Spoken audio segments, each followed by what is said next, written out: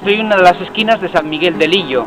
Voces de expertos han salido en estos días criticando el estado de conservación de este edificio que es joya y patrimonio de la humanidad. Y la verdad es que hay cosas en este edificio que no son muy normales. No es nada normal, por ejemplo, la amplia colección de helechos que crecen en las piedras de un edificio con más de 11 siglos de historia. La cantidad de musgo y plantas da una idea de la enorme humedad que soportan las paredes. Además, las plantas no solo crecen en el lado sombrío, en los contrafuertes más soleados también encontramos algunas especies oportunistas que con sus raíces ponen en riesgo piezas de gran valor. Y si fuera hay humedad, en el interior la situación es aún peor, ya que muchas ventanas carecen de protección, están abiertas y cuando llueve el agua arrolla por los muros interiores.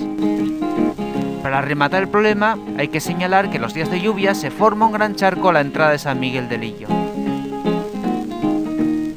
El edificio pertenece a la Iglesia Católica y dentro de la responsabilidad de su protección también hay que añadir, en su correspondiente medida, al Principado de Asturias y al Ayuntamiento de Oviedo. Hay que señalar que la consejera de Cultura, Mercedes Álvarez, anunció hace poco la elaboración de un plan del prerrománico, pero dentro de los largos y obligados trámites burocráticos, hay que recordar que deberá ser enviado al Ministerio de Cultura para contar con financiación, por lo que la cosa parece que irá para largo.